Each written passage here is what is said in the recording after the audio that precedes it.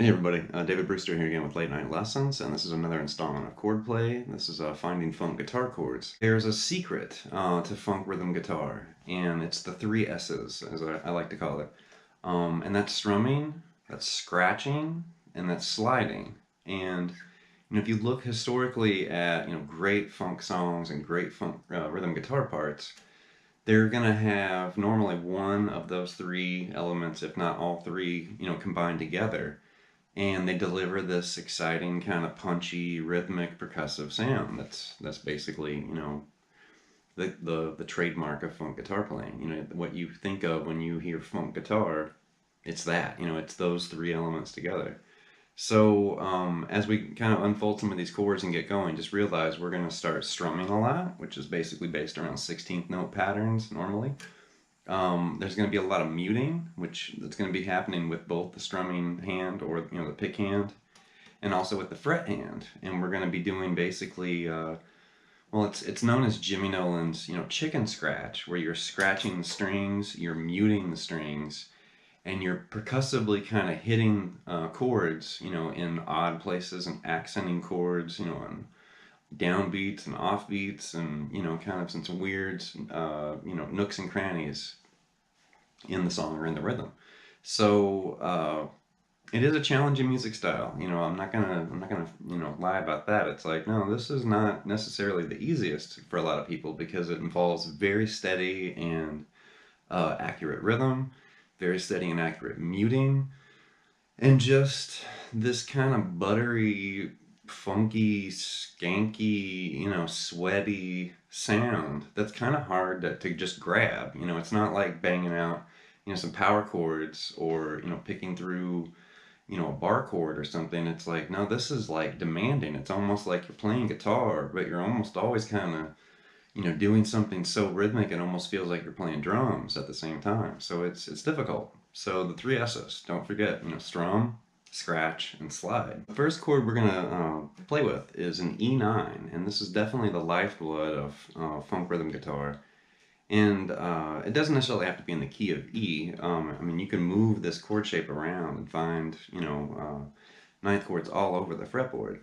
But we're just going to look at that in the key of E, mainly so we can kind of, get used to strumming and kind of hitting the strings in a funky way. And if we accidentally hit the low E string, it's no big deal because it's part of the chord, So I'm kind of pinpointing that key just mainly because it's going to be easier to make it funky. So what we're going to do is we're going to fret the 7th fret on the A string with your middle finger, 6th fret on the D with your index finger, and then your 3rd finger is just going to do this kind of smash, mash, bar here, hitting the 7th fret on the G, 7th fret on the B, and the 7th fret on the high E. So you're literally just kind of mashing that finger down and barring while you're also holding the other two notes with your index and middle finger.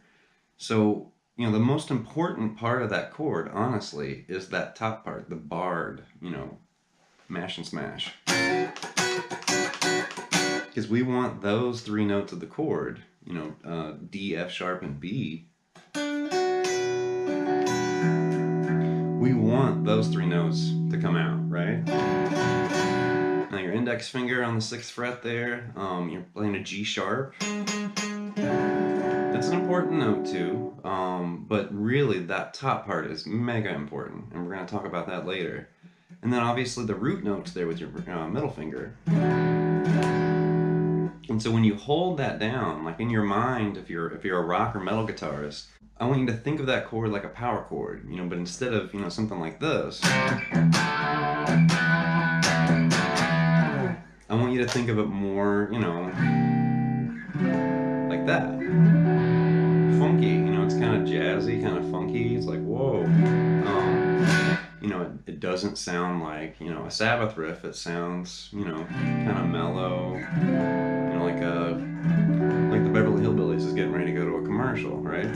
Once you have this chord under your belt, and you kind of get used to that shape, because if you're just used to bar chords or standard open position chords or power chords, that's going to feel really weird at first. I don't know if you've encountered the Hendrix chord, E7 sharp 9, purple Purple Haze and Spanish Castle Magic. You know, but that's an awkward chord at first. Like, you know, when I first encountered that, it was like, what? Because I was used to, you know,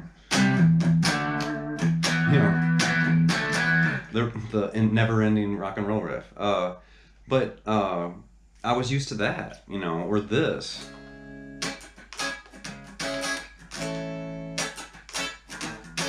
You know, or whatever. You know, that kind of stuff. And then all of a sudden I'm hearing that, and it's like my fingers at first just didn't want to go there. But what we're going to do with this E9 chord is we're going to attack it. We're going to basically think 16th note rhythms with your picking hand, your strumming hand. And then instead of, you know, moving around, we're just going to kind of sit on that chord. And we're also going to kind of play with fretting and then also just lifting the chord up and muting those strings. So that's where we get the scratch, the Jimmy Nolen, you know, chicken scratch is basically what, you know, the nickname. But it's scratching. That's part of the, you know, the 3 S's of funk guitar. You know, strumming, scratching, and then also sliding.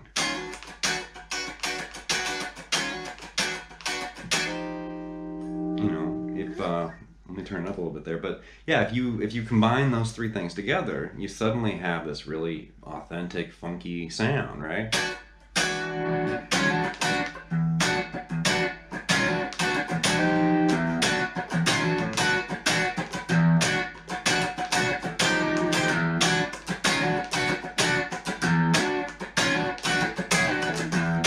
Now, and as you can hear and as you can see, you know, I'm attacking the strings. I'm hitting, I'm accenting things at certain times, you know, just kind of when I feel like, you know, it's almost like you're hitting you know, a nail with a hammer, and every once in a while you just nail it, and the rest of the time it's like you're kind of waiting to hit that nail. And that's when you're scratching. You know, when you're not playing that chord, you're either going to stop or you're going to continue scratching.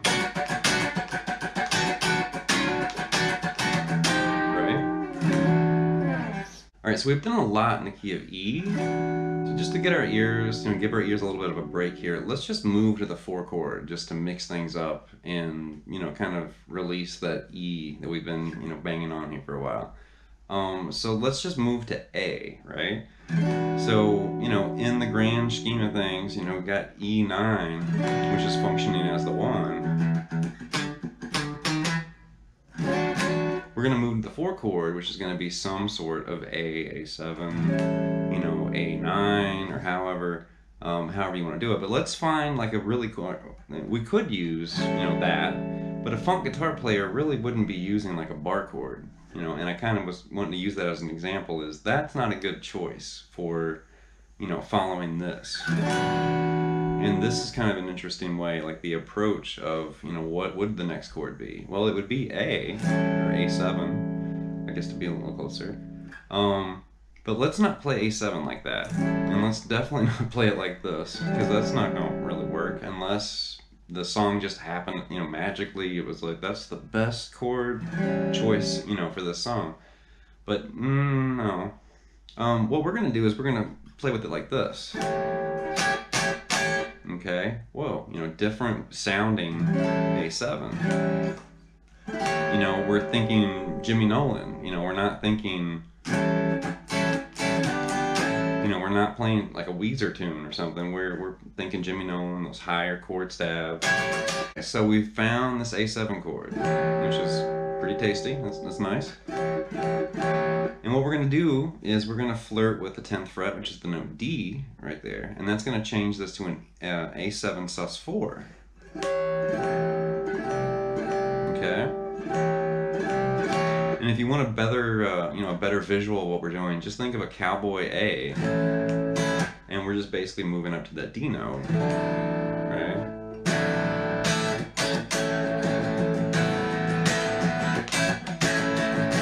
There's A sus4, A sus2, and A. We're doing the same kind of thing here, but there's A7 sus4, And then if we want to be, you know, cool, we could also lift up the pinky and bar with your index finger and pick up the 7th fret here on the high E. It's the note B, so in the key of A, that would be a 2nd, and that's going to give us a sus2. So that would change A7, A7 sus4, and then A7 sus2, which is cool.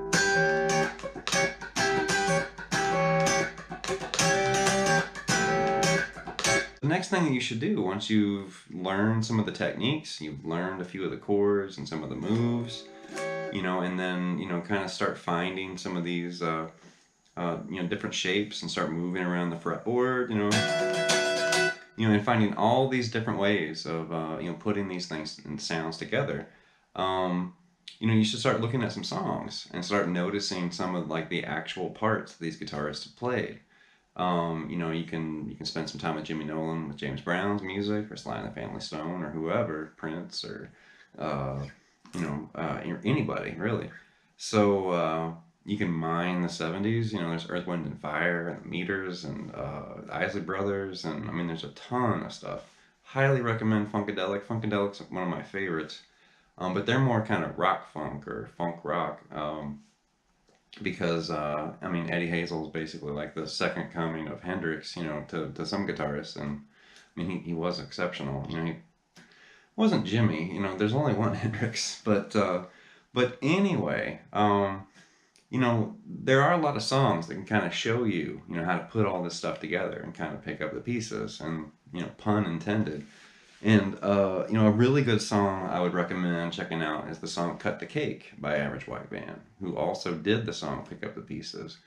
But that song has been covered a million times, and I prefer Cut the Cake, honestly. I think well, Pick Up the Pieces is amazing, don't get me wrong. But Cut the Cake is very funky, you know, and it's kind of the lesser known cousin of Pick Up the Pieces, I guess. But the guitar part is really cool. And if you look at the guitar part and analyze it, you'll notice it's incorporating a lot of the things that we've looked at in this lesson. You know, these little chord fragments, slides, and percussive strums. And it sounds something like this.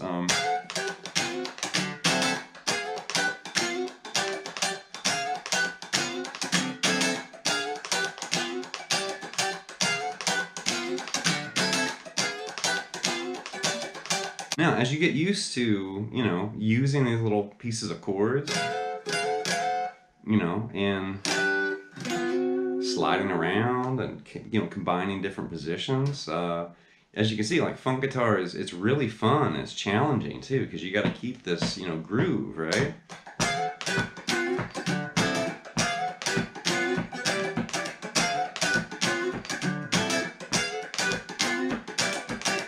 And it's fun to play. It's a fun, you know, musical style. It's a challenge. It's rhythmic. It's active. It's lively. You know, it's hard to feel bad if you're listening to funk. You know, and as Bootsy Collins used to say, or still does, you know, funk used to be a bad word. You know, definitely funk is not a bad word. Now disco, on the other hand, let's not talk about disco. I'm not a big disco fan. Bee Gees were cool. I mean, they had their moments. I don't know.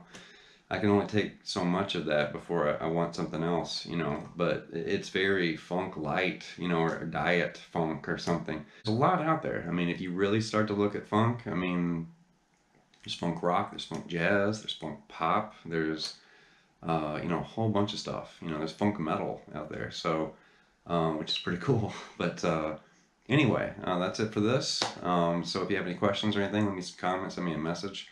And I do plan to do a little bit more in the future based around funk, but I'm pretty random, so I'm gonna definitely move around with this Chordplay lesson series. But if you have any requests, or you have any, you know, a certain guitarist or band or a certain era or style of music that you're interested in, you know, obviously at some point I'll be doing all sorts of these, you know, rock and jazz, and we'll look at, you know, everybody from, you know, Zeppelin to Alice in Chains to, you know, whoever. So, if you're really interested in me doing something like this with something that you're really interested in or you enjoy, you know, the Beatles, or it could be, you know, really anything, just let me know. So anyway, I hope you enjoyed this, and let me know if you had any luck or any breakthroughs with this, and good luck exploring funk music on the guitar.